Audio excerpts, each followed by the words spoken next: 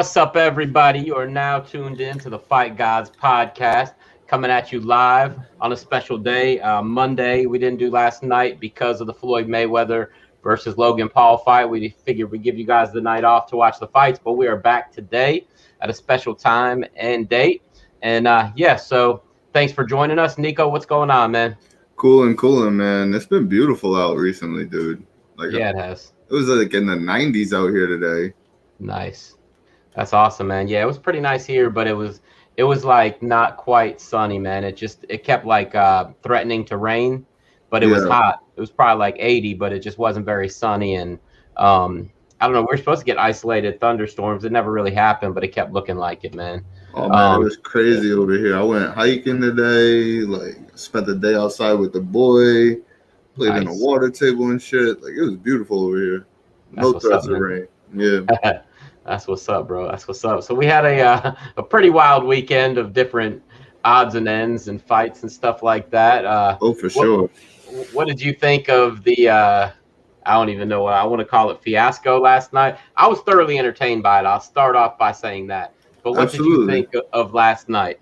Honestly, I thought Logan performed way better than I gave him credit for. I thought that Floyd would probably drop him with a body shot in like the third or the fourth, and he actually did put some body shots on the kid. So, I mean, his conditioning was up to par.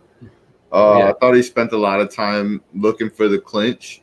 He was in survival mode. Floyd played around with him. He carried him. The people wanted to show, so I think Floyd gave it to him. Right. Okay. Yeah, I agree with that. I do think only by watching this fight, I think that he hit Floyd harder than Floyd thought he would. I think that Floyd was a little surprised by the power. And that's not to say that Logan has a lot of power. He's got a lot of power fighting a guy 50, 60 pounds lighter than him and 5 inches shorter. I was entertained by it, man. There's a lot of people that are pissed about it, and they want a refund from Showtime and all this other stuff. And I'm just like, give me a break. You got what you paid for. They said it was going to be an exhibition. They did not say that somebody was going to get knocked out or anything like that. But look, they went out there. They both took some good shots. They, Floyd did what he does. He's a defensive fighter, man. Did you think he was going to go out there and Mike Tyson him? Come on, man. He rattled some shots off that kid's head, man. Like, if you go and you see some of these pictures, that boy ate some fucking shots now. Oh, definitely. He landed one really nice left hook on Floyd. Yeah. That was like picture perfect. And you could tell Floyd was like, I wasn't expecting that, man. Maybe I'm not 29 anymore. Or when he ducked Floyd's left hook, man, came around the back, licked his palm, and spanked that ass. It was, come on, man. He put on a show for the people. Yep, you're right about that. Stephen Coble, what's up? Stephen Coble says, as wild as that one combination flurry was that he threw at Floyd, it was exciting, dude. He was going crazy with the hooks on Floyd. Yep, you're right, Yared. You're right. I'm not by any means saying Logan is a great boxer or anything like that. No. And obviously Floyd's a lot quicker than him. But what it was what it was. You know what I mean? It was not designed to be anything spectacular. I think it was more of a commercial for Logan Paul so that his future fights sell, honestly. I think that's probably what this will end up being. Absolutely will. Nico, do you think we'll see Logan start to challenge MMA fighters to boxing matches next? Following in his little brother's blueprint? Yeah. I could see it, man. And the way that he was talking last night, I could actually see the kid stepping into the octagon. Yeah. Okay. I could. Yeah. He would choose a predominantly like stand-up fighter and try and wrestle with him because he does have the pedigree. Right. But I could see him doing it. I could see him making that jump. Yeah. Hell, fuck Jake is young enough to make the jump if they was actually talking legitimate money. Yeah.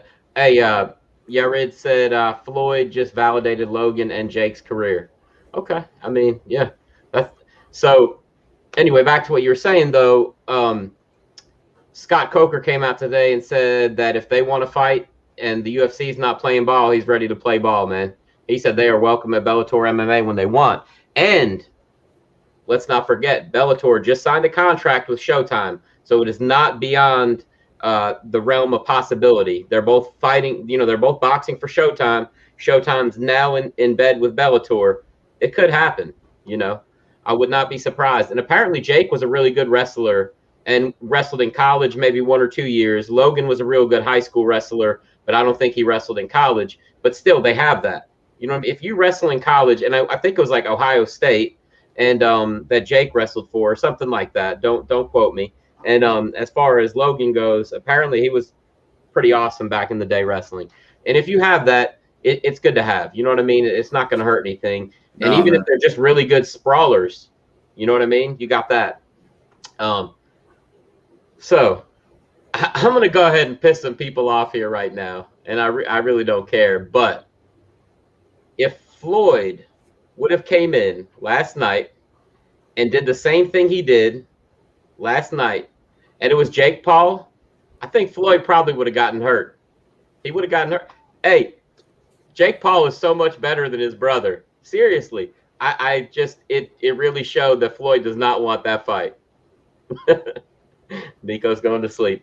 Nah, that Floyd might have went to sleep. That's what I'm saying. For real. Yeah, no. Fuck around with Jake the same way he just did, try and walk him down. That boy packed different power, man. Honestly. Right. Honestly. You can tell he's a lot better athlete. Yo, but I think honestly, once Floyd felt it, he would turn the shit on. He turned the shit on. He was walking Logan down that whole entire fight. He wouldn't do that shit. Once he felt that the type of power that was in Jake's hands, he would have turned it on. He would have turned that defensive shit on. Yeah, I could see that. Hey, now let me ask you this, because the first thing I thought after the fight was over. I mean, not the first thing, but, you know, I sit around sometimes after fights. I look at the highlights again, whatever. I was thinking after that fight last night, and even you texted me that Logan still had plenty of stamina left. He looked good still, and that he ended up having more, being more durable than Conor after 8 rounds. Hey, look, his cardio was on point, but you also gotta say that's a testament to his size, his mass as well. Right. I'm sure he didn't throw as many punches as Conor as well. That's Conor was fucking busy off rip. He was very busy because he was the first 5 rounds. Yeah, he was trying to steal at least like 6 or 7 rounds in a row, and then I think his game plan was to survive afterwards. Right. That's just my opinion, but. Yeah, man, the kid still looked like he had some more in the tank. He was still popping his shit, you know? Right. Oh, so, definitely. It was impressive to me, honestly. Like, just him going that distance and, like, showing the gas tank that he has for a man that size. Like, you got to tip your hat to the kid. Absolutely. Do you think that Floyd was playing with him a little bit, or do you think Floyd was legitimately out there fighting him? No, I think that Floyd was carrying him. I think Floyd was carrying him. I think if he wanted to really open up, it could have been a different story for sure. But I think he tried to do that a little too late in the game. He realized that the kid actually had some cardio to him. That's what he said at the end of the fight. He was better than I gave him credit for. Right. Because that boy was in the mountains fucking doing his sprints. That's for damn sure. Absolutely. So, with as big of an ego as Conor McGregor has, do you think he watches that fight last night and say, "Fuck, I could beat him now. Let me rematch him"? No, I think he does. I think that he'll want the rematch, but I don't think he genuinely believes he can beat Floyd. I think that Conor is like a narcissist. I think he believes he could beat anybody, and I really think he's probably sitting around thinking, "I could beat him now." No, he can't beat Floyd. I think that he thinks Floyd. He can, though. All right, that's nice. Yeah. No, I'm saying though, but after watching last night. And he can believe that it's going to rain fucking gumdrops tomorrow, but it's not. But the question is, do you think he's going to go out there and try to like talk shit and talk Floyd into another fight? Of course. Yeah. I mean, he's got Pacquiao coming up. Right. Like, yeah. I mean, he's always going to try and keep his name in there with somebody that can make him hundreds of millions. Absolutely. Right. Why wouldn't you? He's supposed to have Pacquiao coming up. Let's see what happens in the Dustin fight. And, Floyd could step in and steal that Pacquiao fight like that, and Conor will take it because it's more money. Look, man, I'll fight Floyd Mayweather right now. Yeah. Just for half of what Logan made. Yeah, I was going to say for like a 10th, but man. Come on, man. Yep. Some other interesting things came out of this. One of them is Jake Paul was putting on Twitter that his brother just beat Floyd Mayweather. And a little while later, Canelo Alvarez put on the face palm emoji, and Jake Paul said You on can't sell no Twitter, "You pay-per-views. can't sell pay-per-views. I would eat you alive." Mm. Man, I That boy think is Jake, smoking. He's yeah, smoking crack. Mm. if he thinks he could beat Canelo, yeah, That's my favorite of the two brothers. You yeah, know, I know, yeah, little brother loyalty over here. right, But right. Oh, but absolutely, me nah, too. man, Canelo he'll wash that boy. Yep, I totally agree, but it's just kind of funny. I mean, I don't know, he may just be trying to cash out soon, I guess. We'll just see Either what he's happens. trying to cash out or he's using Canelo's legitimate boxing fan base to get his name up some more. Just a little Yeah, more clout. chasing clout. Yeah, Yeah, I can yeah. see that. Like he has the YouTube fans and all that shit, but now let's get some of these boxing people to start talking about me as well. Right, right. I can see that. Um, so also during the fight, very strange tweet. I think it was a few hours before the fight.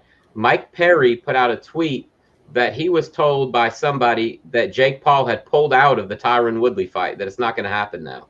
Bull fucking shit. I'm just telling you, what the fuck is Mike Perry doing, man? Yeah, That's your boy. get out of here. Nah, man, that's Jersey Mike. That's Jersey Mike. That's your buddy, man. But yeah, I was Nah, like, the fuck inside information does this guy have? he bullshitting. Yeah, He bullshitting. It's I no can see that. way. Yeah, I can see that. But yeah, I thought that was interesting just for Mike Perry, and maybe Mike Perry's just clout chasing, just dropping names. Why would he pull out of that fight? Like for No what? idea. Why? I don't He's know. about to Maybe. make so much fucking money, and it doesn't even matter if he loses. Oh People are yeah, expecting him to lose this fight. yeah. Yep. You're right about that. What did you think of the stare down and shit talking? Let's see. Jody, what's up, man?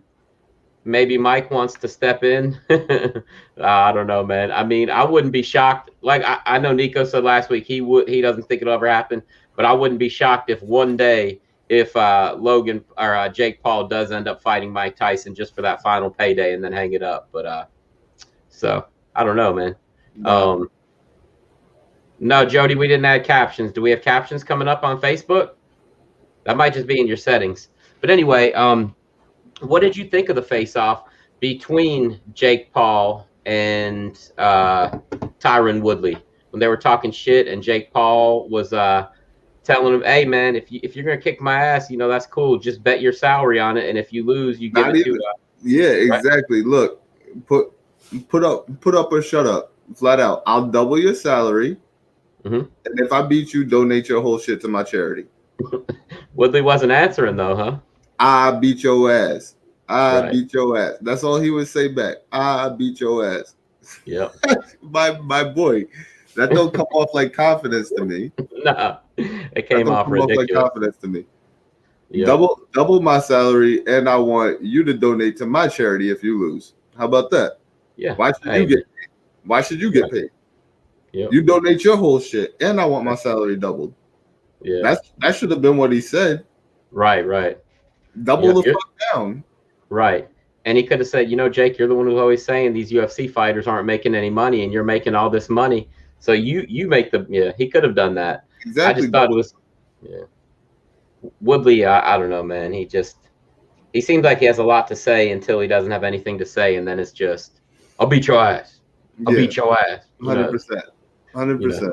Kind of ridiculous. I think that Woodley's probably the kind of guy who's good at thinking about what he's going to say beforehand, but as soon as somebody says some shit he's not ready for, it's kind of like he shells up. You know what I mean? He doesn't have a whole lot. He doesn't have a great talking game, I don't think. But I told you this earlier in the chat, man. Ocho Cinco impressed me in that fight last night. Now I know you said that his opponent was a bum, and that's tomato cool. can. That's right.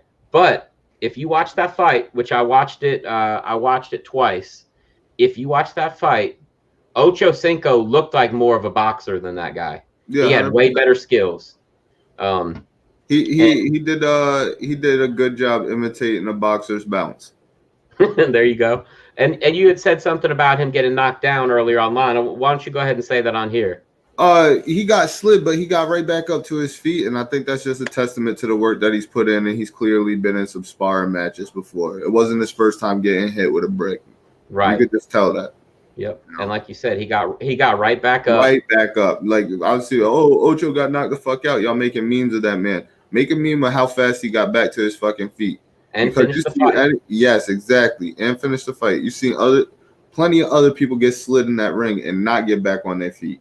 Jose Canseco. Come on.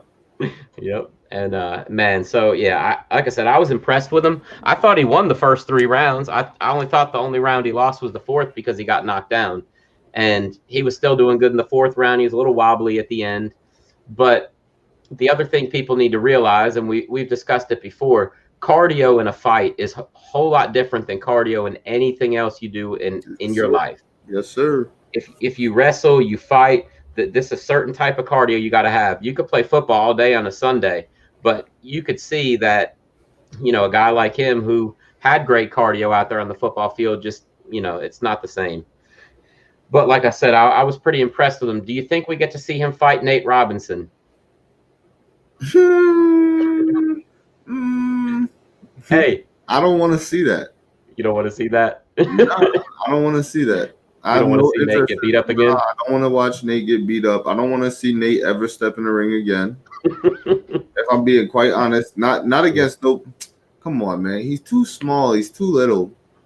You got to find somebody with his skill set at the same height, man, because he's just too little.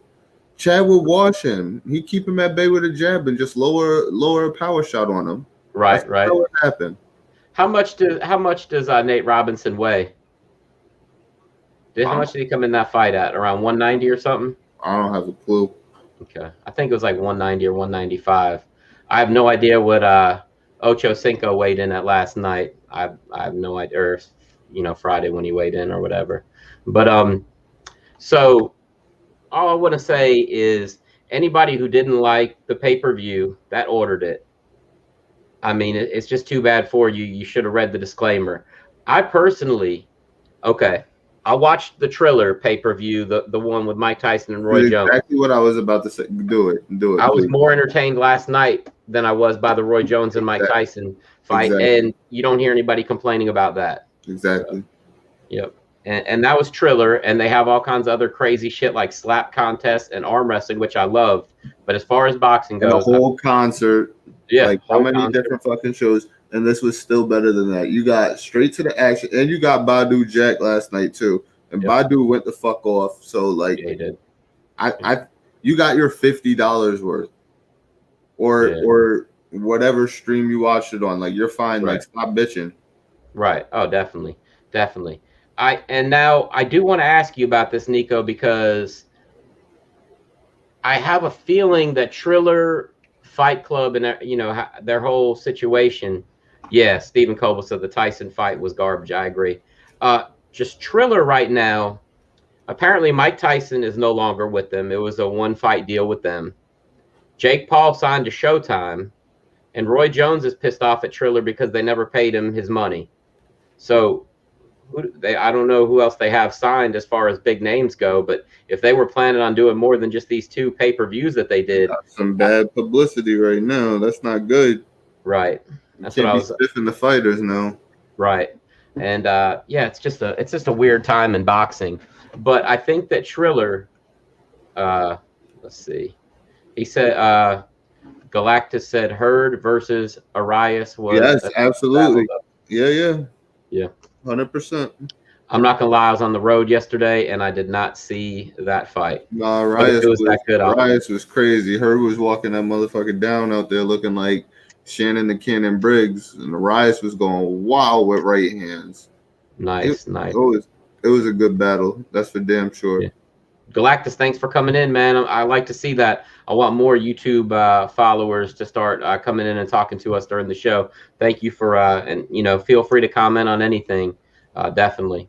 But so Triller has almost single-handedly changed the face of boxing pay-per-view.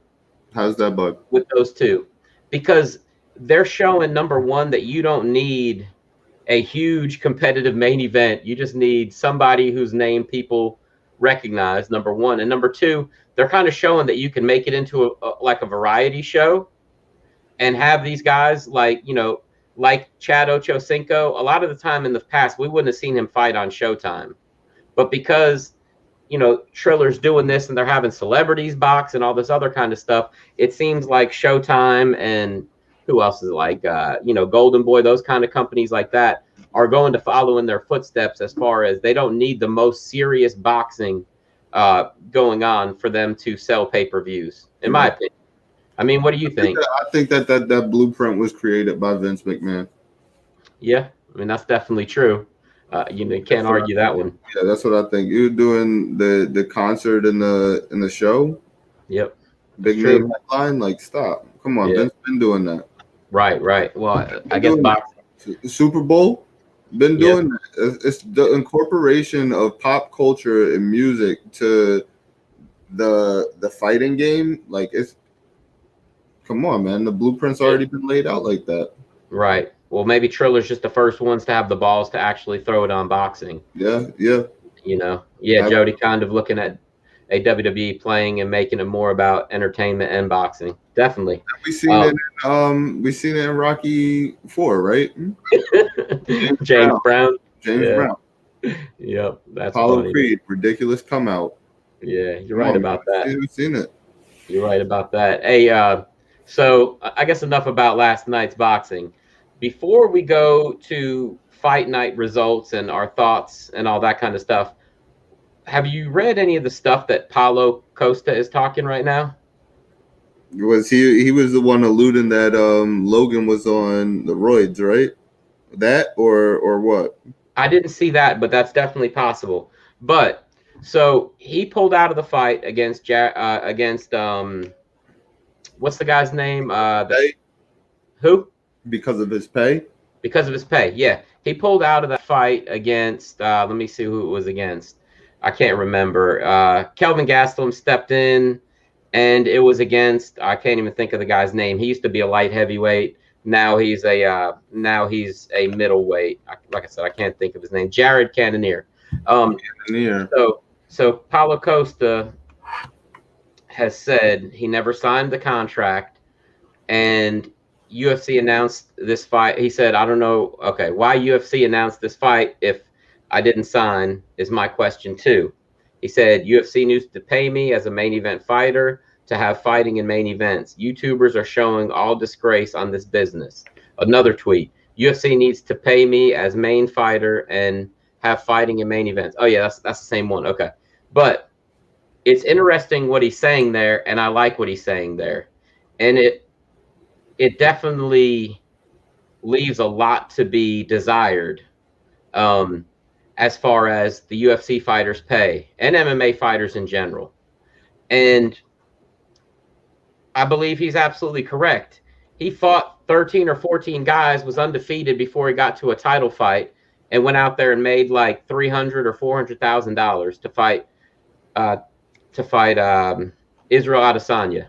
Now that's a main event fight. A pay-per-view main event, he should be making more than $300,000 or $400,000 for that fight. He absolutely should have. And I agree with his sentiments that YouTubers are getting paid all this money and they haven't put in the years of work like the rest of these fighters. So, look. Everybody can keep bitching about that, but it's not the YouTuber's fault that he's got these subscribers. No, definitely. It's his fault that he has these followers. So y'all need to do a better job selling these fucking events. I agree with that. Connor's not bitching about what he's being paid. Right. That's true. And Khabib or Nate. Yo, the list goes on. That's just off the top. It's plenty of fighters not bitching about what they're making right now. If you're bitching about what you're making, it's because you're not selling the event. You're not getting the pay-per-view points on the back end. You don't have the followers on Instagram or YouTube or Facebook, wherever the fuck that you could get followers. You don't have them. So when you're telling people to buy your fight and they're not tuning in, stop bitching at Uncle Dana. You sell that shit. Yeah. That's on you. Make your content better. Right. And that's absolutely true. Start talking more shit. Do something.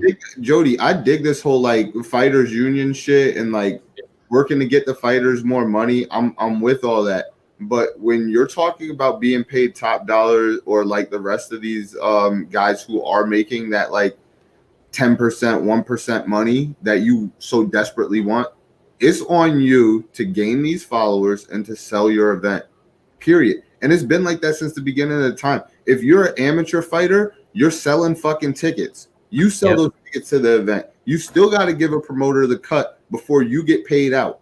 And that's based off the tickets that you sell. It don't matter how many people show up to the event. If 500 people show up and you only brought in 10 people, you're only leaving with half of the money for those 10 people. It's been. Yep. So stop acting brand new. Yeah, no, absolutely. And that's true. And just to piggyback off of that, Jody, what I was telling you the other day is that there is a fighters union out there that was started and scrapped because nobody in the UFC really would jump on board because, you know, they probably wouldn't get booked in any fights. Did I lose you, Nico? You still there? Yep. Okay, you still hear me? Okay, yeah. Cool. So yeah, there is a fighters union, or at least there was. The only UFC fighter I think that was involved was Donald Cerrone, and he kind of distanced himself from it pretty quickly. I think it was based off of that one lawsuit that was going on a while back with, and it's still going on, the concussion thing and fighters not getting paid for their royalties, different stuff like that. But and it's like John Fitch and Kung Lee and Nate Quarry that were pushing for that. And before I go any further, I did want to say that we were very saddened to hear the news of Red Horse dying today. Red Horse was on season 12 of The Ultimate Fighter. His real name is Dane Sayers. He was 33 years old, and they found him in Fargo, North Dakota in a lake, and they're really not sure exactly what happened yet. But I just, wanted to send out prayers to his family and, say we're really sorry to hear about that. And, he's an entertaining guy, a good fighter. I think his ending record was like 12-4. He was no scrub, but no idea what exactly happened to him. And I'm not going to, speculate. But I did want to say rest in peace to Dane. And, on behalf of the Fight Gods. Let's see. Galactic. Salute. I'll salute with my Coke. Galactus said the fighters union paradox. Only the highest level fighter can get any real leverage, but they would be sacrificing their own profits, and so they will not do it. Absolutely. Just like in WWE, WWF back in the day when Jesse the Body had almost everybody on board, but Hulk Hogan wouldn't get on board, and that killed the union. Mm-hmm. Absolutely, you're completely right, Galactus. And that's the hard part about it. If they did a union right now, damn well Conor McGregor would not jump on that thing because, like Nico said, he's already making that money and he doesn't need anything else. And unfortunately, that's the way it is with a lot of unions that try to get started up. But yeah, Paulo. But it's not. Yo, why do we act like the UFC is the only people doing this shit? Right. Don't get me twisted. In other sports, baseball, basketball, these well-established organizations, yes, they're still making a lot more than UFC fighters. But no, they are not making what LeBron James is making. No, they are not making what Kevin Durant is making. No, they're not making what these top two. Come on, the other players, right? Yes, dude. Right.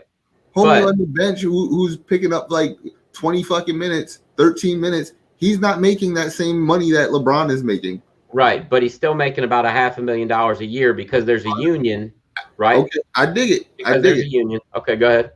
I'm just saying, don't gotta keep you honest, Nico. I'm with you. You're just still not going to make that top tier dollar.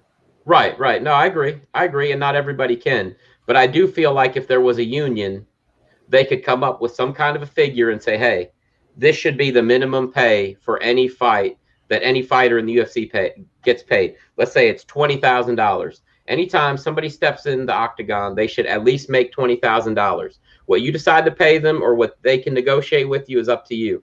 But at least if they were making that 20 grand, I think that's like a starting point. With you, but when you sign that fucking contract. Oh, I know, but they should have like you sign the contract that says your next fights are going to be 50 to show, 50 to win. You sign that. Yeah. Oh, You did definitely. that. Hmm? Definitely. But there's still people what my gripe is there's still people on the prelims that are making like 6 to show and 6 to win. All And right. they're making $12,000 to fight on ESPN. I think they should be doing a little bit better than that. I'm not saying they should be making millions of dollars that way, but if there was, let's say, 20 to show and a win bonus, I think it would be better off. And I think a lot of these Across fighters, the board, 20 to show for anybody across the board. at least 20. Yes. First fight in. Yep.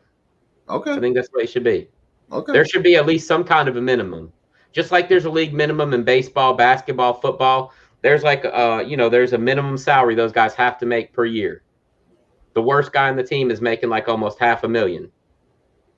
All right. Now, yeah, there's some guys who are making 100 times that in that year because they're making 50 million, but at least I think that there should be some kind of a minimum in the UFC. Now, other leagues, they wouldn't be able to afford that, and that's cool. But at least the UFC, that's the mecca, man. They need to be able to set the precedent. I feel like I think it should be contingent on you performing X amount of times in that year. That's true too. But also, let's not forget, they also took away the fighters being able to get sponsors, and that was a main source of income for a lot of the older fighters. These newer fighters, they didn't have that when they. Is it that you can't have sponsors, or is it that you can't have sponsors on your shorts? Shorts, all that's anything. You can't have a sponsor on Instagram. No, you can on Instagram. Any kind of clothing. You have to be. You remember they wouldn't even let Travis Brown wear Nikes into the weigh-ins because Reebok was their sponsor, and he wasn't even sponsored by Nike. They made him go barefoot because they didn't want Nikes inside of there. That's kind of, Brendan Schaub was making like, I think at the end he was making like 75 and 75 or something like that. But he was making 300,000 in sponsorships. Dana White said, Brandon Schaub, you're full of shit. Joe Rogan on air looked at all the paperwork and said he was making $300,000 in sponsorships.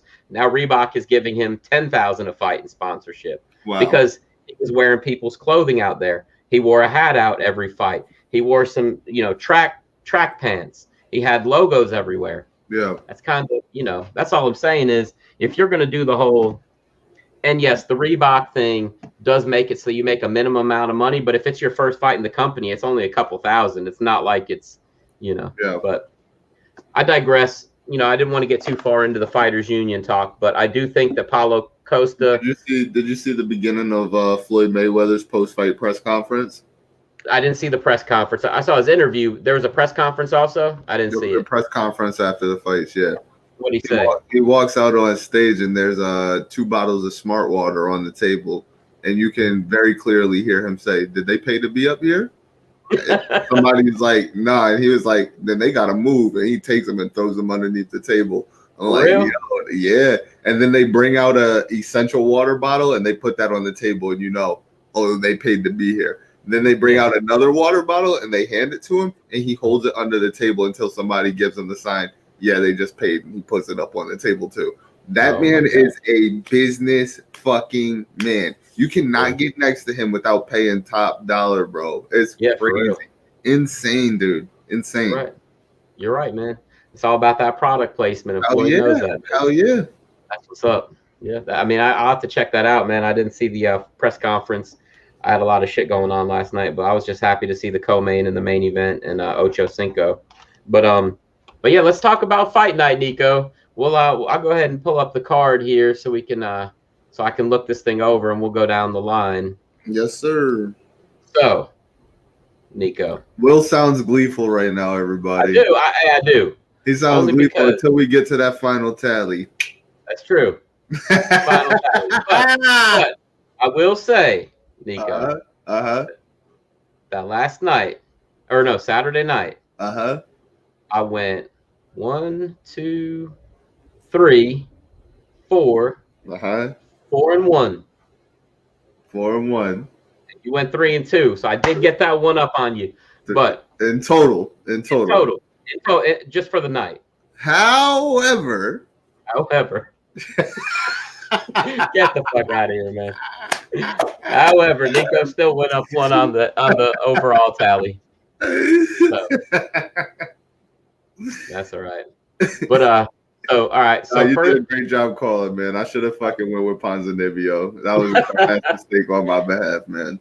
yeah, that's all right I though. smelled the undefeatedness. I Yep. just went with the zero, man. You know how that goes. All good. I went with my heart because I love Ponzinibbio. Yeah. I really was scared. I was scared that he was gonna lose, He was like a going into proven the fight. entity. He was a Yeah. proven entity. I should have rocked with him, man. But I let Yep. the knockout get to me. I let the undefeated side of the other guy get to me, man. Yep. I smelled blood in the water. Yeah. That's true. Wrong True. blood. Yep. That's true. Well, look. Hey, that was a great fight, though. That was a really good War. fight. War. Yep. Definitely. So the first fight that we picked was Ilir Latifi versus Tanner Boser. Let's go And Latifi. yep, That was we both. kind of controversial, though, no? How was it? I'm not sure, Nico. Tell me more. Not like controversial, but like I felt like Because it was a split. It was a split, and I feel like a couple people thought what's his name won the first 2 rounds. Okay. Yeah. I mean, I could see where people would argue about it. Yeah. It's 29-28, 29-28, and 27-29. So one judge did have him winning the first 2 rounds. Yeah. It was a close enough fight, though, that I don't think either side could really argue. As far as if either guy had won, I don't think the other one would have had a good grounds to argue that fight. But we both did pick Ilir Latifi. Latifi. And, Latifi's good. He's been around a while now, and he's had some good fights. He's got his ass kicked a few times, but, last Saturday night, that was pretty good performance. Tanner Boser has nothing to be ashamed of. Like I said, going in there against a vet like that, and I mean, he's a vet too. These are two accomplished fighters throwing down, so, it's all good. The next fight that we picked on was Montana De La Rosa versus Ariane Lipsky. Yep. And Montana gave her the business and ended up winning, I believe, by ground and pound, TKO. Yeah, I got risky on that call. And I took Montana only because I had a feeling this was going to happen, Nico. I felt like after she got dominated on the ground in the fight before, I felt like she was going to go back to her wrestling heavy, and that's what she did. Mm-hmm. I think that she got a little bit away from it in that fight against the girl who threw 57 headlocks in a row. So she went back to what she knows. I did pick De La Rosa. She's a pretty good fighter, up and coming. I know she doesn't have the greatest record, but I think put her on a couple fight win streak and she'll be right there at the top of the division, looking to fight top women. I don't think she'll beat those top women, but I think that she'll get towards the top of the division before long, I think. Nico, the next fight we picked, Santiago Ponzinibbio versus Miguel Baeza. And like Nico said, he picked Miguel. Miguel was undefeated going into the fight. He was 8, 9. He was 10-1. Or no, he's 10-0. He did lose the fight. A very close fight, though. Ponzinibbio did win, but he won 29-28 on all 3 judges' scorecards. Great fight. Like Nico said, it was a freaking war. Completely entertaining. If you didn't see any fight from the other night, this is the fight to go back and watch. Yeah, man. It was awesome. And if you're a fighter, you want that stand-up battle, this is the one to go to. That's the one. And Ponzinibbio, man, I'm just glad to see him back in the win column after that heartbreaking knockout loss in his last fight. So, Like I said, I picked him from the heart. I've always been a fan of his. I hate that he had so many injuries, and hopefully he's back, to stay. So the next fight, though, that we picked was Marcin Tybura versus Walt Harris. And Nico, what'd you think of this one? Thought Tybura did what he was supposed to do, baby. Yeah. Come on, man. Tybura looked good, man. He really did. And Walt Harris, did Walt land a big kick during that fight, Nico? Was that fight? I believe so. My heart skipped a beat on that one. I was like, oh, shit, here we go. But Tybura, he's got a chin on him, man. He could take a shot. That's one guy. He kind of reminds me of Francois Botha from back in the day, the boxer. Yeah. That's who he reminds me of. Just a tough guy who just keeps coming forward and can take a shot, man. And he put Harris out with a TKO knockout. pretty good stuff. So, like, how many losses by KO now is that for Walt Harris in a row? Like three? Three times he's been laid down in a row? He has been knocked out 3 times in a row by Overeem, Volkov, and Tabura. That's not good, man. No, it's not good at all, man. Those are all top notch guys with knockout power, nonetheless. But I'm talking about just for his brain in general, dude. That cannot be good. 3 times in a row. Yep. In a year. In a year? Yeah. 1 year? Yeah. You're right. All 3 fights have been since May of last year, so right at a year. Yep, you're right. That's crazy, brother. Yep. On the flip side, though, that was Marcin's 5th win in a row. Mm-hmm. And, you know, he hasn't fought the best opponents. His best one that he beat was Ben Rothwell in that 5 and knocking out Greg Hardy, which was entertaining. But 5 wins in a row. Nico, I want to see it. I want to see Marcin Tybura, the Polish mixed martial artist, versus Alexander Volkov, the Russian mixed martial artist. I want to see it, Nico. Okay. I'm with that. I thought you was gonna call for something different. I'm with you though. No. I want to see the 2 big white guys fight. There can only be one good, tough, white heavyweight. Let's see who it is. And then the winner. Yes. All right. I'm with you for that. Yeah, I just want to see those 2 fight. I think it would be a good, fun fight stylistically. I think Volkov is long and lanky. He's got a good jab. Yeah. And I think that Tybura would like march him down. And when they do meet up, who knows what'll happen. But I would like to see that. I think it would be a fun fight. It'd be a good fight night that they could do in another country. Yep. I think that would do real well. So, or a co-main event on like a fight night or something. You could do it a lot of different ways. Yep. But so at that point in the night, I had picked all 4 fights correctly. So we'll just stop talking about it now and go on to the next subject. Go ahead and tell about the main event, Nico. Go ahead, man. Oh man. Come on, man. My boy, Biggie Boy versus Augusto Sakai. Biggie Boy did what Biggie Boy do. He laid these paws on that man, laid him down. Something lovely. Yeah, that was. All I'm saying is that, man, he finally came back. No, I really don't, man. I'm glad he won the fight. I like him as a fighter. Smooth, quick with the leg kicks on the inside, man. Definitely. Aggressive on the blitz. He looked good, dude. Definitely. Looked good again. He did. Sakai, you know, and it was a quick turnaround fight for him as well. Right. And I think it was because he was so pissed off. He probably was like, let me get back out there and show them what I really can do. At the end of the day, that man got like, 75 plus kickboxing belts underneath his belt. You know he does this. Yeah. Oh, definitely. Definitely. You know he do this. Yep. So, I mean, he's done a ton of stuff. First ever MMA fighter in the UFC from Suriname. I mean, he's got a lot of good things going for him. Kickboxing, let's see. He won 76 total kickboxing matches, and 64 of them were by knockout. I mean, that's pretty damn good. The dude was 76-9. Pretty damn serious kickboxer there. I'm glad to see him back. You know, I picked him to beat. Was the guy he fought in his last fight? I picked him to beat Cyril Gane, and you and Justin both thought I was crazy. And then he went out there and he did lose to Cyril Gane, and he looked like, I don't know, man. He just looked scared. I don't know. Maybe it was just the matchup, like you said. They were 2 kickboxers. Maybe he respected Gane too much, Gane, whatever. But he just didn't look like he wanted to be out there. And judging him coming off of the fight against Francis, where he got demolished in 20 seconds, and then he was basically getting the business from Junior Dos Santos before he knocked Dos Santos out. I don't know, man. I thought maybe that he wasn't long for the world of the UFC, but I'm glad to see him back doing well, man. He seems like a nice enough guy, and he's got a solid chin. I don't care that Francis beat him in 20 seconds, because like you said last week, man, Francis went out there swinging like a damn caveman. Anybody he caught with one of those shots, he would have been knocked out. You know, he didn't, so nothing to be ashamed of there.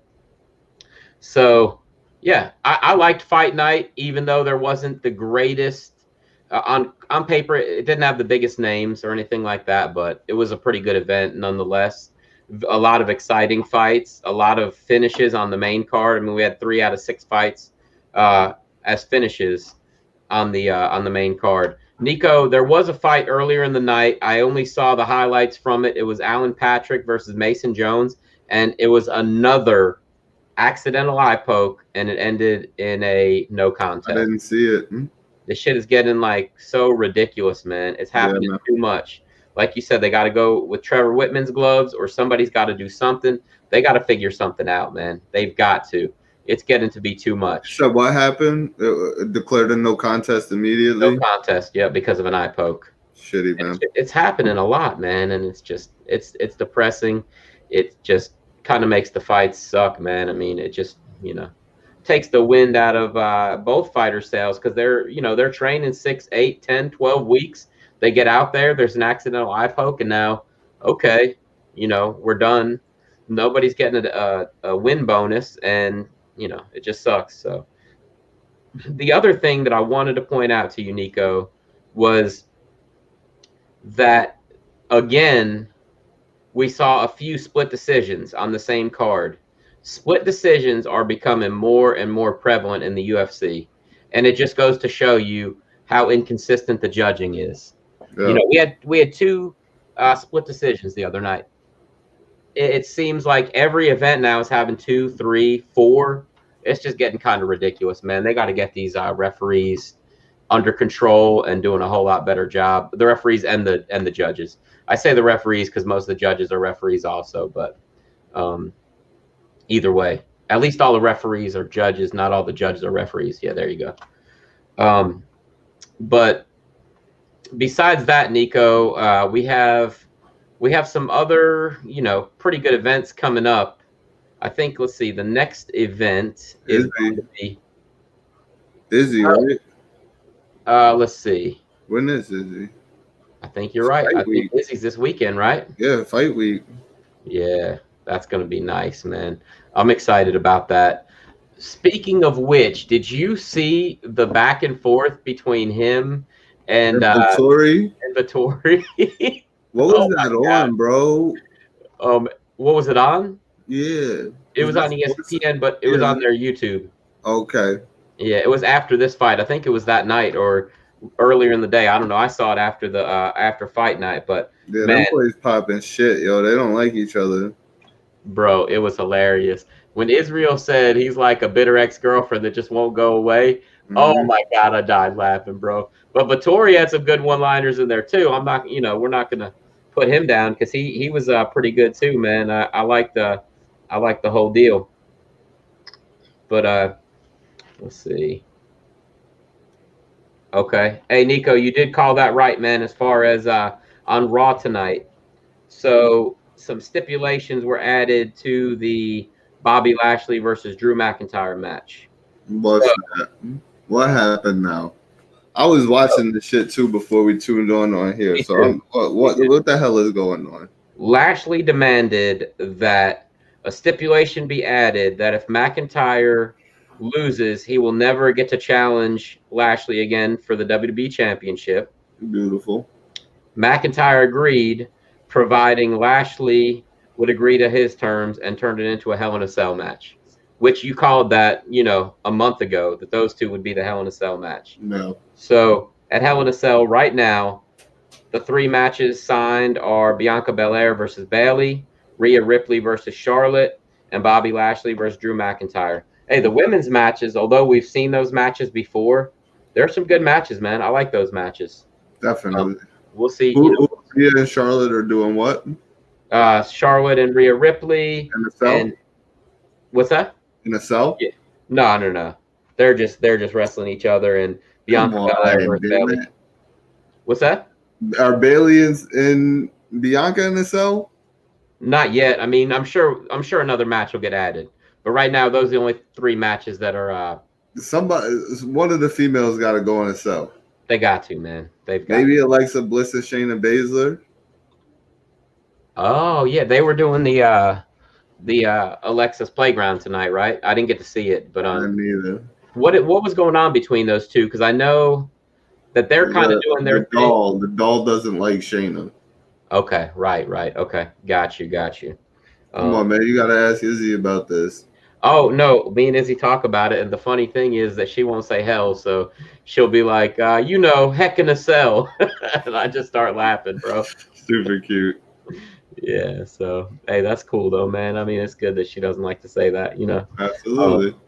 But yeah, she's been keeping up, man. She wants to go live whenever they start touring in North Carolina. 1 month, baby, 1 month. Yeah, that'll be I all can't right. wait, man. Dunkin' Donuts Center is right around the corner for me, man. I'm about to hit a few shows. Yeah. Oh, nice. Gotta do it, especially after you were telling me how out in your Coliseum you could get the nosebleeds and then hit the bar or something like that. Yeah. I don't know if they got something like that down there. I bet you they do, man. Pick up some nosebleeds, hit the bar right in the center, and then just watch the show from there for the night. Yep, that's the way to do it, bro. Hey, so we won't make any picks right now, only because we will be back on Wednesday night to make some picks. Yep. But the card this weekend, in my opinion, this is a true fighters card. This is not a casual fighters card. But for a true fight fan, this card is stacked, bro. I'm talking about it looks freaking good, man. Let me just tell you a couple of these fights that are on here. You got in the prelims, you got Lauren Murphy versus Joanne Calderwood. It's a good fight. Yeah. You got Eric Anders versus Darren Stewart. That's the rematch because something happened during their last fight. You remember? That was the same night as I'm not sure what happened, but I remember them getting after it. Right, and it was a no contest. But yeah, they were great when they were going at it. So those two are going at it again. And Drew Dober versus Brad Riddle as the main event on the prelims. Then on the main card, Paul Craig versus Jamal Hill, Jamaha Hill. Damian Maia versus Bilal Muhammad. Leon Edwards versus Nate Diaz. Davison Figueiredo versus Brandon Moreno as the co-main event, Fire. Which was probably, in my opinion, it was the best fight last year, but because the women put on such a good fight, you had to give it to them. But my pick for fight of the year was Figueiredo versus Moreno, which was in December, I think. And that was fire. They went at it. They went something crazy. Yep. And then the main event is Izzy versus Marvin Vettori. Nate is a 5-round fight. Yep. It's insane, man. That is a great event. Seriously, like, you see some. Oh, hey, and Chase Hooper is fighting on the early prelims. That's my boy. Hey, man, I like him. Young gun, dude. Ben Askren Jr. But yeah, man. Oh no, yeah, Ben Askren Jr. in the face, but he got a little what's my guy's name who will tear your fucking knee out of place with the quickness? Oh, are you talking about Sugar Shane? Nah. He be hitting the 50-50 roll, the Imanari roll every time anybody face him. Oh! You're not talking about Ryan Hall, are you? Ryan Hall. He got a little Ryan Hall swagger to him. Yeah. Ryan Hall swagger, but he looked like Askren. Yeah, I'm with you, man. But yeah, I'm excited about this event, man. This looks great. And I usually just the prelims and the main card are what I watch, but the early prelims I usually kind of miss them. But even the early prelims, like I said, Chase Hooper's on there, and then Pani Kyanzid. I'm not sure a lot about her, but I was reading a little bit about her earlier, and she's supposed to be pretty good. But she's fighting Alexis Davis, who's been in the UFC for a while. I mean, man, there's good fights all around on that thing, man. And then also, Nico, did you see the first episode of The Ultimate Fighter last week? No. It started last Thursday night, I think. I think it was either Wednesday or Thursday. So, yeah, man, it was pretty good. Episode 1. I don't want to tell you the wrong name, so let me go ahead and pull up just something that shows me what their names were, because I'm not familiar with these guys completely yet. But you got Ortega and Volkanovski as the coaches. and you could tell that Ortega is. I think Ortega is as cool and smooth as he looks. Do you know what I mean? Like when the camera talks to him, that dude is a smooth guy. I feel like he probably could get people to do stupid shit and get in trouble just because he can like convince them to do it. You know people like that, right? Oh, for sure. So so yeah, I liked it because he flat out asked people, Nico, you know how they do like the little interviews at the beginning of the at the beginning when they're picking teams? He pretty much would say, what team do you want to be on? Do you want me to be your coach or do you want him to be your coach? And if they said, I want you to be your, okay, cool. They said they didn't want to be in his team. He said, okay, I'm not going to pick you then. Cool. Go sit down. I was like, I've never seen a coach do that. I've seen every Which coach was this? Brian?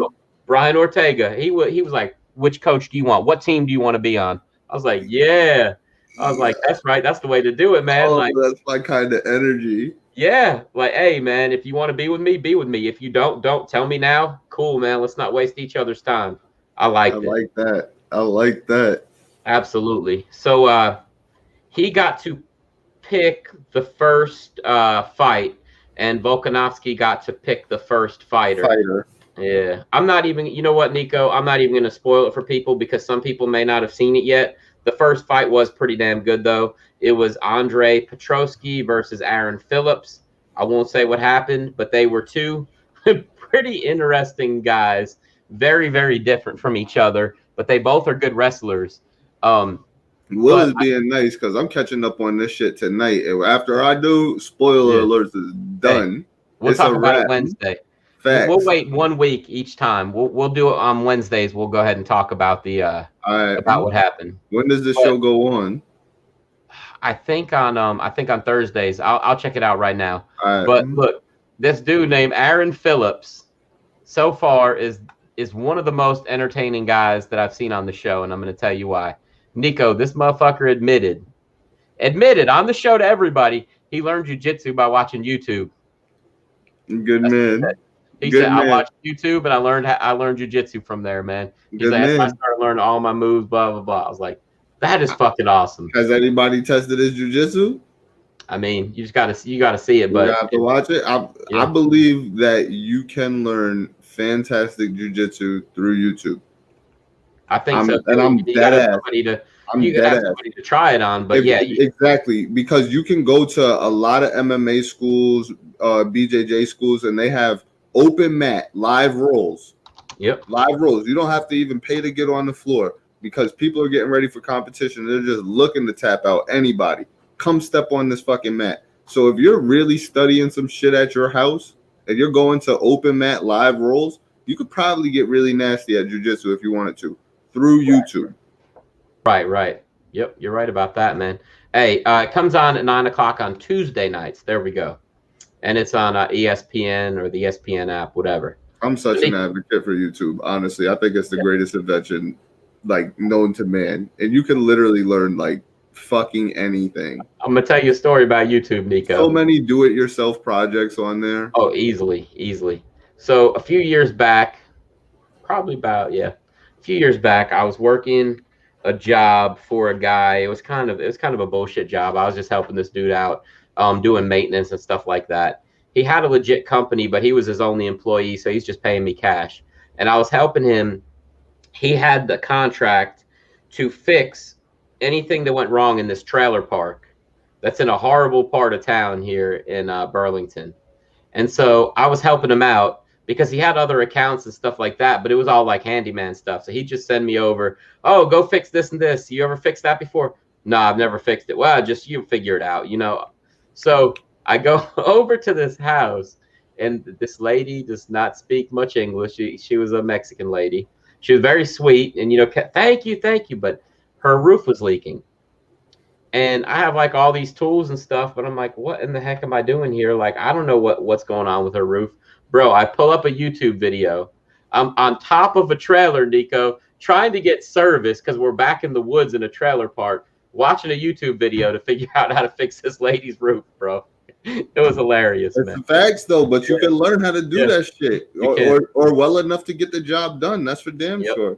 Yep, we had to fix my car off of YouTube too. I had like a security issue with my old car, and it was a whole deal where you had to take out like the CD player and everything to get behind it. But you just watch YouTube, man, like you said, and you can figure out anything.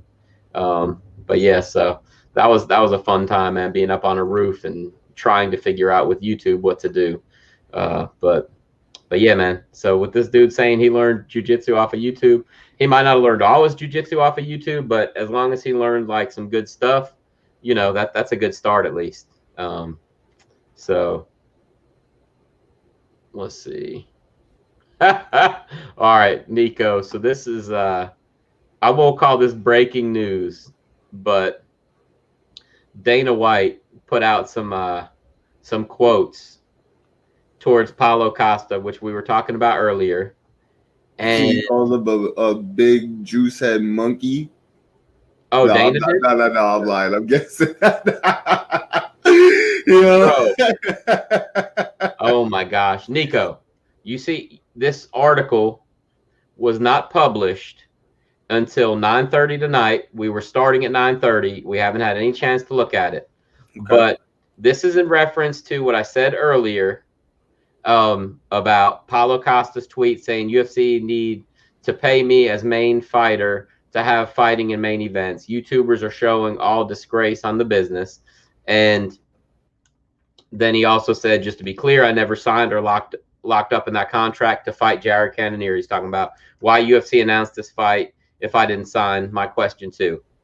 Well, I'm going to tell you, I'm not going to read everything Dana said, but I will read you this. Actually, you know what? I will read you everything Dana said. Well, from this part of it. He said, you're in no position to be talking about crazy money after your last performance.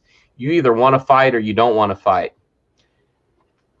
You should have started a YouTube channel when you were 13 years old and built up your name and everything else, and you could have had the fight on Saturday night, but you didn't. Nico, is that not what you said earlier? That's pretty funny, man. I will give it to you. That's pretty damn funny. I like it. Come on, bro. It's a fact. It's a fact. I'm not even going to say that you should have started YouTube at 13 years old, but you should definitely be paying attention to the content that they're making or the moves that they're making and try and figure out how to mimic it in some way, shape, or form. Yep. What's stopping you? What is stopping you? Nothing at all. Nico, let me go on and tell you a little bit more. Dana White also said you signed a contract. You're under contract. If that's the way you feel, you know what I say all the time. We have fights every weekend. If you want to be busy, you can fight every weekend if you want to. Get out of your contract and go do whatever you want to do. Facts. So facts. Kind of funny, man. You've been talking to Dana White, haven't you, man? No, Dana called man. you earlier, told you what to say. No, man. This is just it's all just facts with this man. I already know what he's gonna say. You're playing the game. Like nobody is tying your hands. Nobody's putting you in handcuffs. You see that contract across the table. You see them dollar signs, or your manager tells you what the dollar signs are, and you ain't never seen them before. You get fucking giddy and you put your name on that dotted line. That's a you problem now. Right. That's a you problem at this point in time. Yep. If you really had that much confidence in who you were and what you were going to accomplish in this sport, go to a different organization where you can have all the sponsors in the world, fuck shit up over there until it's undeniable who you are, and then when you come back to the UFC, you negotiate that dollar amount the way that you want to. Because this is the way that the shit is right now. There is no union. Right. We can bitch about it all we want. We can talk about it having to happen.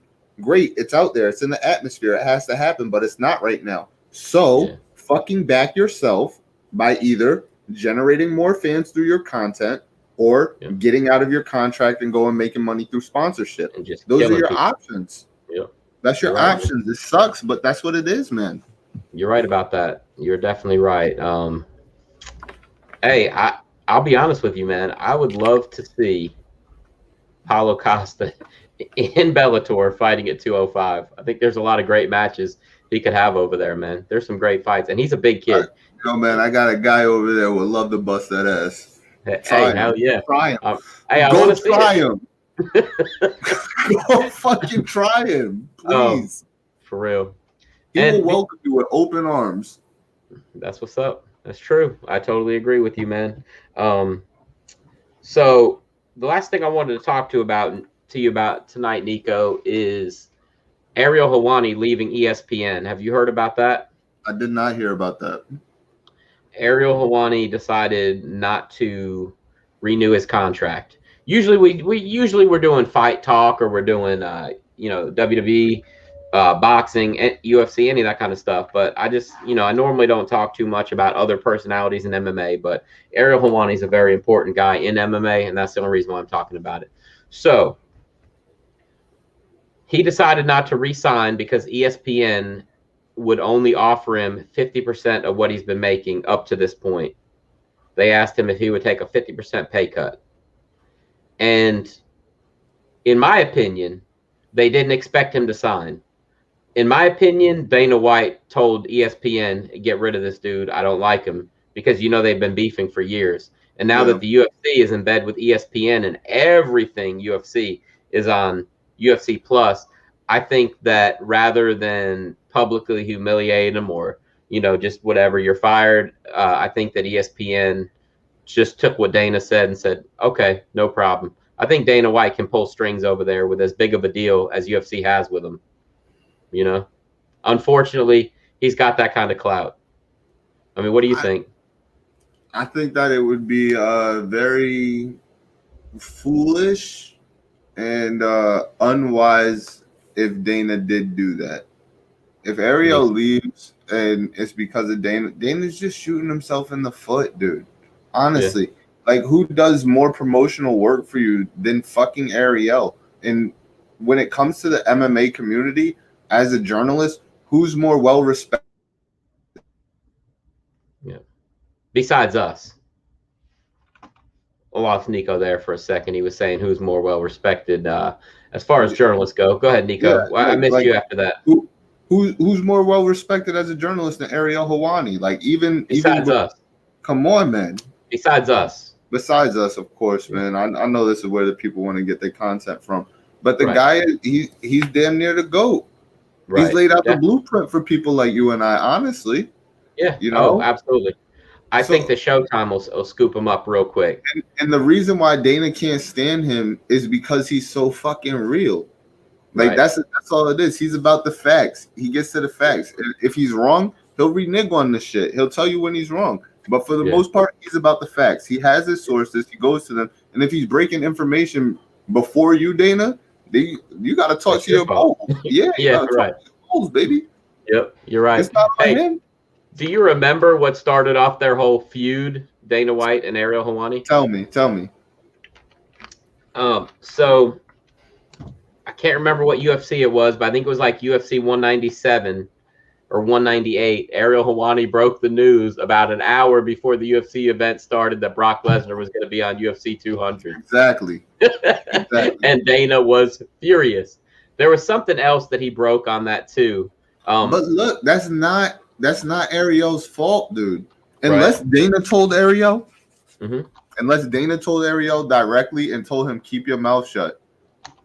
Even then, buddy, sign that non-disclosure. Like, have something set in stone that makes it sure that your information can't be leaked. What the fuck are you giving that information out for, man? Yep. That's and what it was. You better know exactly how many people you told that to, so you can go directly to that motherfucker. Yep. You're right. You're right about that. There's no way Dana told him. But so what it was, now I remember the whole thing.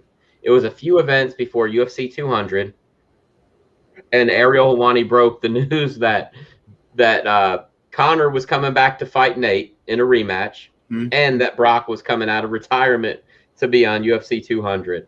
And apparently Dana hit the freaking roof. Remember, he banned him from life from press conferences. He let him back in at some point, but geez, man, like, and I remember when he let him back in and he asked the first fucking question, the crowd went crazy. Nuts. Yep. The crowd went crazy.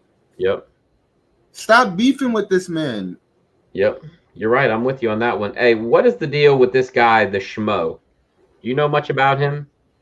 The Schmo he's on his come up too with the yellow glasses. Homie with the yellow glasses. He always got the comb over shit going on. Hair mad suave, blazers and shit. Yeah, I know this guy. Yeah. Like, what is the deal with that dude? Like, is he just a reporter with a gimmick? Reporter with a gimmick, yeah. Matt, that's interesting. It's kind of a cool idea. But yeah, I kind He's of like the MMA Nardwar. I don't know if you know who Nardwar is. I don't have a clue, He man. does all the like off the wall interviews for all the like rap stars and pop stars. Is all like that's just he's just an interviewer with a gimmick. That's who Nardwar is. That's who I consider Schmo to be like.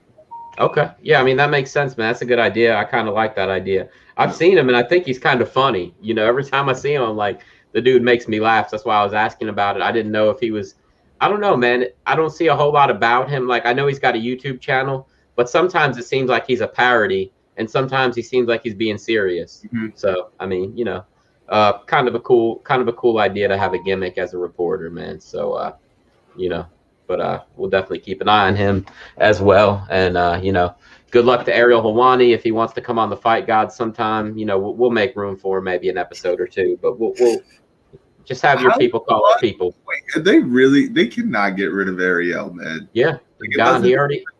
He says he left, man. He said he's done. And no more DC and Helwani.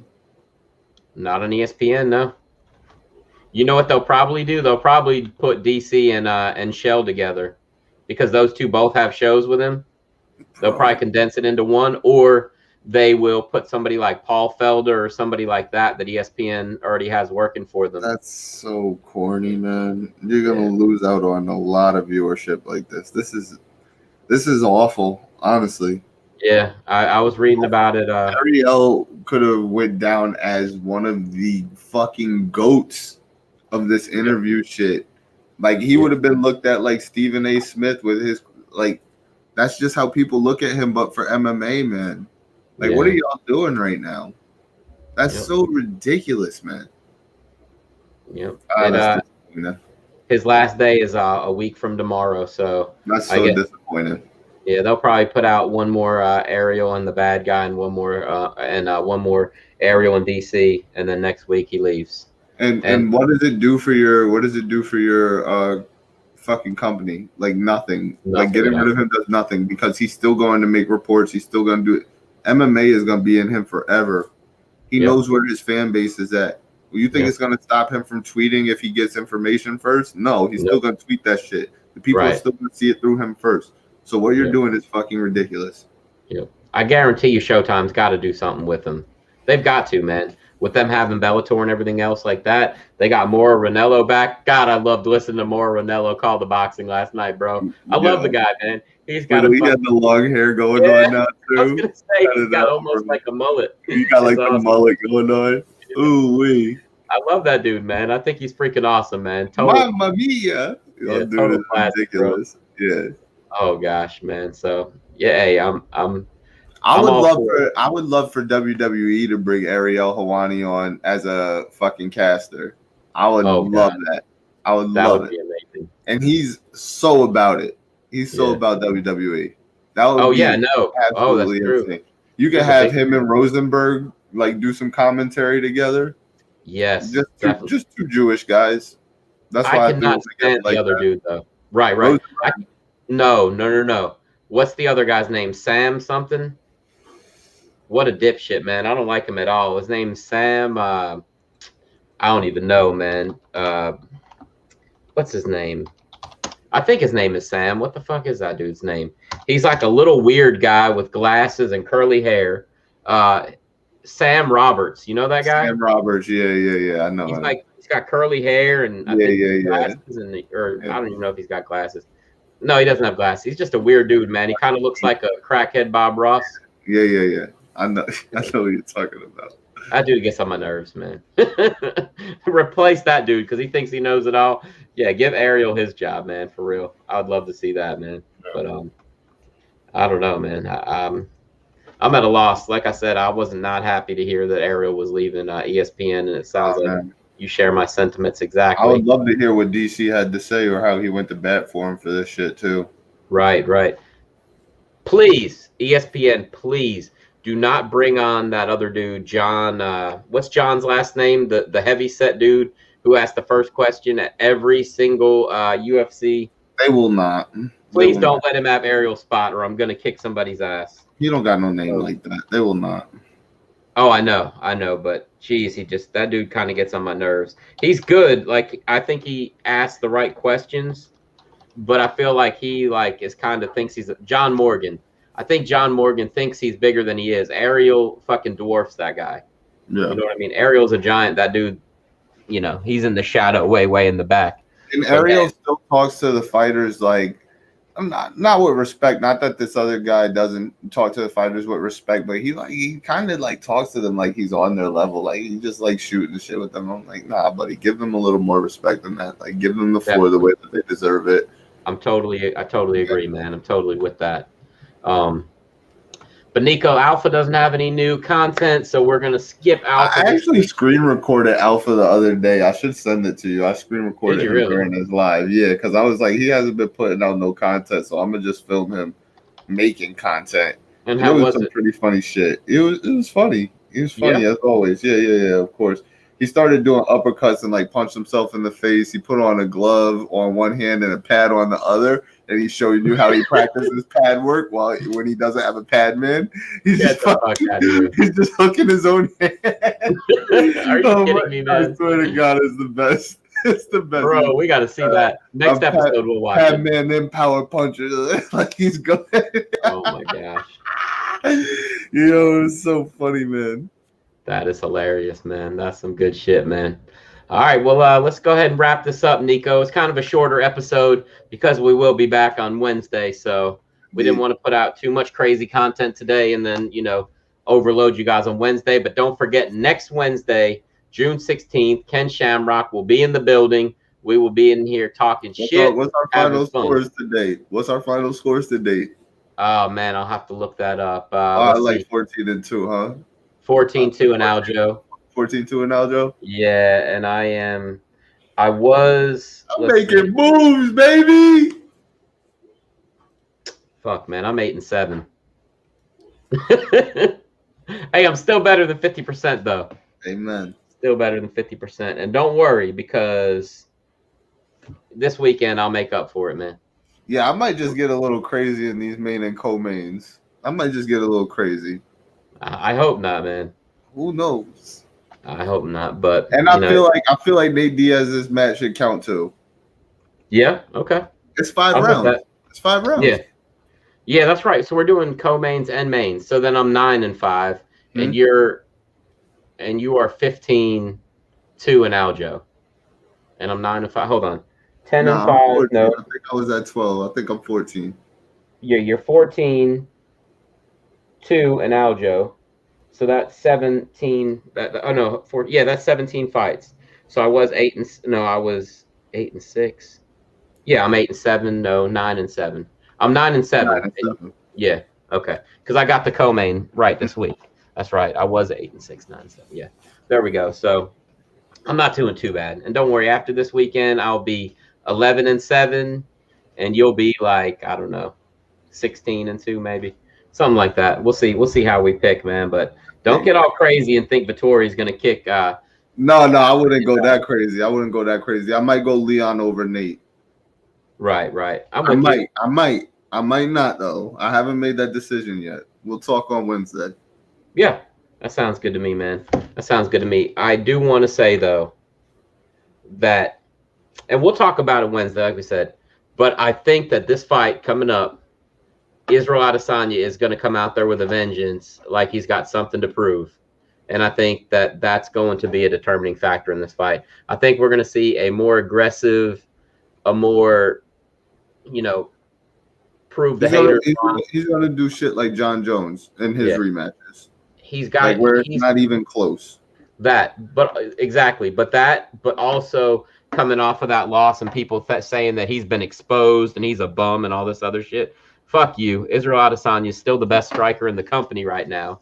And you can't talk shit about him and think that he's just some fraud because he lost to the title, the champion of a weight class above. Because how many fighters really end up doing that, going up a weight class and even putting it on the line just to show, that he belongs out there. And he went the distance with him. Let's put it this way, Nico. And I'll end on this. Because I see so much hate for Israel Adesanya and it bothers me so bad. This is what I'm going to say. He went out there and he fought Jan Blachowicz 5 rounds, went 5 rounds with him, went 5 rounds hard. He took some damage. Do you think that Jan Blachowicz could go up and fight Francis Ngannou in last 5 rounds?